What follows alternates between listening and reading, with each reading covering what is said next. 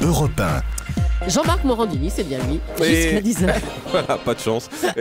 Et justement, avec cet iPhone 5 que vous allez peut-être gagner, vous pourrez sans doute charger l'application Instagram. C'est l'une des applications les plus populaires. Mais depuis quelques heures, ce réseau social aux 100 millions d'utilisateurs a annoncé une modification des règles d'utilisation. Une modification qui a déclenché de vives critiques et de vives polémiques chez les internautes, puisque la rumeur a couru qu'Instagram allait désormais pouvoir vendre vos photos personnelles que vous avez mises sur l'application. Alors qu'en est-il, Bastien Millot? Bonjour. Bonjour Jean-Marc. On commence par expliquer d'abord ce qu'est Instagram. Voilà, on va expliquer tout ça. Et vous savez que maintenant que l'usage des nouvelles technologies s'est banalisé et que les smartphones et les tablettes vont être le cadeau star de Noël, c'est l'occasion de nouvelles polémiques. Et la dernière en date concerne, comme vous le disiez, Instagram. Alors c'est cette application pour smartphone qui permet de partager très facilement et instantanément, comme Julie le sait parfaitement, ses photos, de les modifier et de les échanger avec d'autres utilisateurs. Vous le rappeliez, c'est un immense succès depuis son lancement il y a seulement 2 ans. Et notre ami Nikos Aliagas, par exemple, est un fervent utilisateur d'Instagram. Il y publie de très belles photos. Et la société a été rachetée en avril dernier, Jean-Marc, par Facebook pour la coquette somme, tenez-vous bien, de 747 millions de dollars, ce qui prouve son succès pour une jeune PME qui avait 2 ans. Seulement voilà, l'image s'éternise ces dernières heures sur Internet en cause des nouvelles règles d'utilisation du service que la société a annoncé lundi, et en particulier un paragraphe très inquiétant qui indique, je vous le cite, « Vous acceptez qu'une entreprise ou toute autre entité puisse nous payer pour afficher votre nom et profil d'utilisateur, vos photos en lien avec des contenus payants ou sponsorisés, sans que cela ne vous donne droit à une compensation. » En résumé, Jean-Marc, si on lit bien ce paragraphe, Instagram devient de facto le propriétaire de toutes les photos plus ou moins personnelles prises par les internautes et peut se faire payer pour leur utilisation.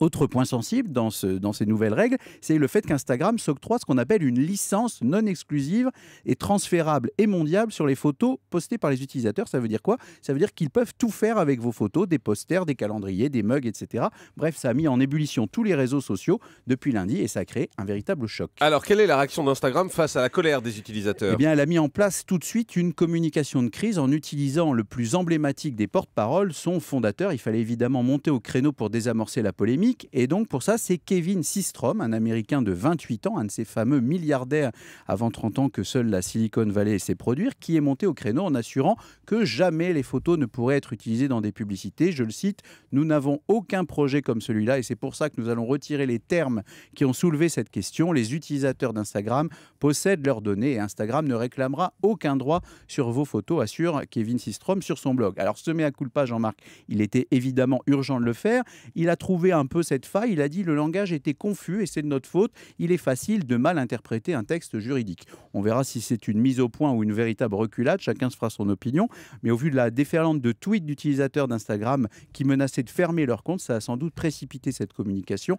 La marque ne peut pas se merveiller de voir le doute s'installer dans l'esprit de ses utilisateurs. Alors au-delà de cette affaire particulière, Bastien, reste une question de tout ce qu'on met en ligne sur les réseaux sociaux. On met en ligne des photos, on met en ligne des textes, on met en ligne notre vie pour beaucoup d'entre nous.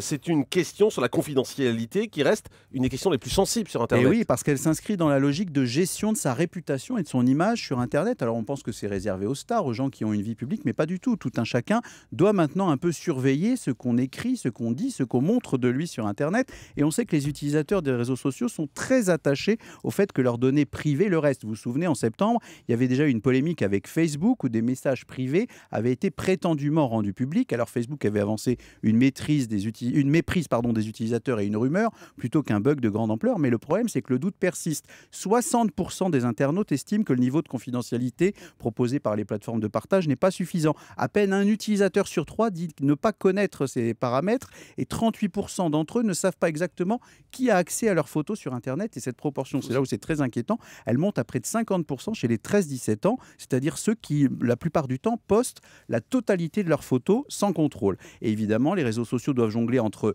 le fait de rassurer leurs utilisateurs et puis se servir d'eux à des fins publicitaires. Ce ne sont pas des entreprises mercantiles. Alors Jean-Marc, le web des années 2000 promettait la célébrité à quasiment tout le monde. Et si la véritable attente des années 2010 pour les internautes était tout simplement le droit à l'anonymat, faisons un rêve. Merci beaucoup, Bastien Millot.